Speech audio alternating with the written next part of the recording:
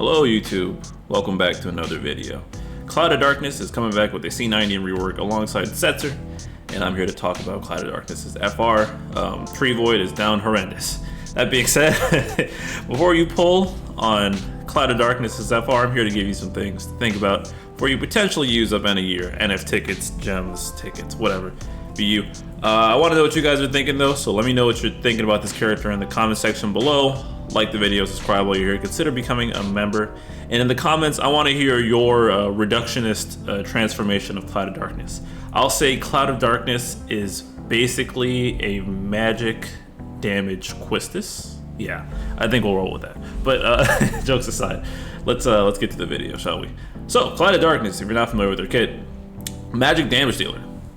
A lot of damage recently, actually, with the C90. I think a minimum of, what, 5 HP attacks, assuming their BT effect is up, and even more. Cloud of Darkness gets a lot of damage, and Brave Retain on their attacks. So yeah, a lot of damage. Delays and break delays, off-turn follow-ups, and counter even if Cloud of Darkness takes, I believe, HP damage, rebreak, like I said, and consecutive turns. So just primarily damage, but there's a lot of delays and shenanigans in between to supplement that. Cloud of Darkness's FR condition is you'd get 30%. This is worded a little weird, but when I explain it in context, it'll make sense. It's 30% when you do a delay. So think like Quistis skill 2. Well, that kind of delay and not including break. You get 20% if you delay or break. So let's put it like this: if you do Cloud of Darkness's skill 2, that's just a normal delay, you'll get 50%. If you get a break delay, you'll only get 20%. There's no condition, I don't think, where you can just get the 30. Maybe some frame turns are coming into play, but I think if you're doing a normal delay, you'll get 50, and if you get a break delay, which pretty much just means break, you get 20%. And you get 5% on a magic attack. This also includes off-turn magic attacks. If Cloud of Darkness procs a break from their BT follow-up on the off-turn, this will end up being 25%, just to make it a little clearer. But so team synergy-wise, Emperor is probably the perfect driver for Cloud of Darkness's FR because he hits delay, right, like normal delays with his HP attack, off-turn magic potentially, but he's also a magic attacker. But you got Ramza, Selfie, Cypher, and Sync being more recent updated delayers. You don't want to aim for break delayers with Cloud of Darkness just because you're only getting 20%. You want to have those raw actual turn delays. So like Quistis could fit the bill, Leo, there's a number of those characters, but those are the people you really want to build with in Cloud of Darkness. Unless you're driving Cloud of Darkness's burst phase, in which you just want off-turn follow-ups, than the usual. So strengths-wise, Cloud of Darkness, again, cannot be underestimated. This character does a lot of damage, very competitive damage, especially if you line up the BT phase correctly. Very good damage. Delays. That 3-turn delay on their transform skill 2, if you let that loose constantly, they're just going to the Shadow Realm. It's point blank simple. Cloud of Darkness does bring good off-turn damage in the form of that potential counter and just the BT follow-up, and it's a pretty simple FR condition. If delay, get 50%. This doesn't count, Reno doesn't count though, unfortunately. And the other thing about the FR is that on release, it works so you could proc it twice with Garland in midair, because Garland has midair delays, but this is no longer the case before. You have to delay, it's only once per turn the delay, so you can't get 100. Weaknesses wise though, Cloud of Darkness, that BT effect is pretty old. I think it's like follow-up, overflow, and party HP damage up. It is just there to enable the follow-up. You need that to have Cloud of Darkness's damage remain competitive, I believe. Yeah, I guess you could potentially run an off-turn. I mean, a non-BT Cloud of Darkness, why would you do that?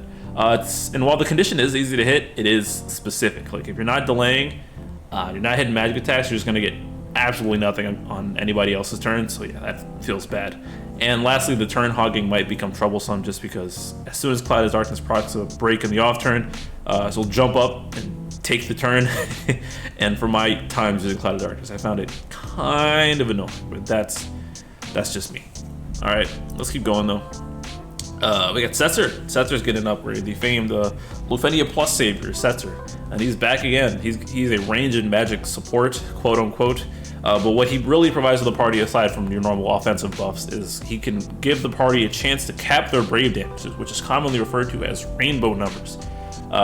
This helps get around any like sort of lockout or restriction. If you're supposed to not hit max or cap brave damage, you can with Setzer.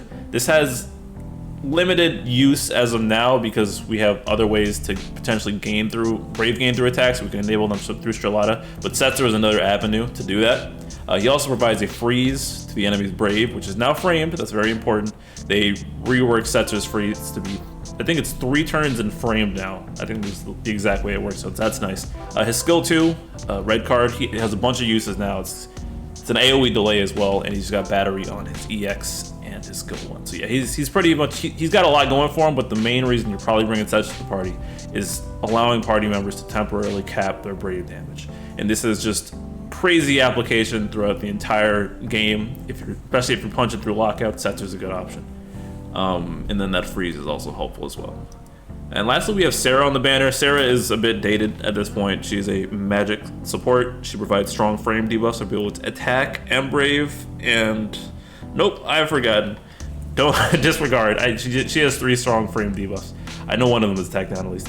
She provides good party battery and brave regen and brave base regen, and she's got strong poisons and saps. Serah is a bit outdated at this point, and at best probably see her for an LD call uses for debuff start because she's got 3 of them. But otherwise, yeah, she gets a glow up later with her BT and FR, but that glow up is not today. So we're at the end. That was pretty simple.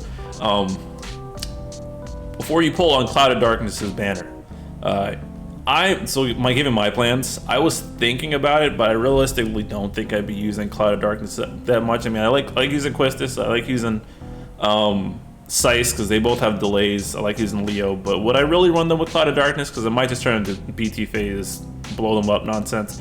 And Clouded Darkness will be taking my unique away, so I'm not entirely sure I'd be running Clouded Darkness, and that is I think I'm running low on Lufenia armor mats and BT ingots potentially, so that might be a little bit of a crunch for you. I need to think about it, but I'm leaning towards no for myself, especially because I have every LD, and I already have Cloud of Darkness's burst, so it'd just be an FR chase for me. So not really sold on Cloud of Darkness's FR. Would I recommend this FR for anybody? If you're an Emperor fan, if you're a fan of delay-based characters, this will definitely help enable those characters, but Cloud of Darkness is a very specific blow them up playstyle that I know definitely isn't for anyone.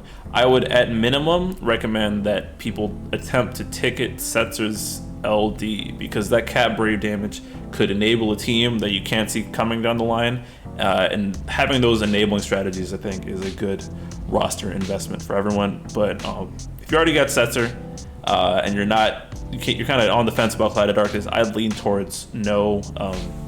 Discourse over this character is probably going to suck because Luna Freya is around the corner, and the Hive Mind has chosen her as the next Hive candidate. Buyers and more is incoming on that, by the way. I'll have a spicy video on that. But yeah, overall, I don't think I really recommend this character, but if you do decide to invest, I think you'd be happy with it. I might, but I'm not decided either. But let me know what you guys think. Let me know, hear your reductionist Cloud of Darkness take. Remember, she is she's basically, you gotta include the basically a magic damage Quistis. Have a good one, y'all. Fight's interesting. Last of the Art of the Fight too. Really hoping they bring it back next month. That's good content. And I'll catch you guys later. All right, peace.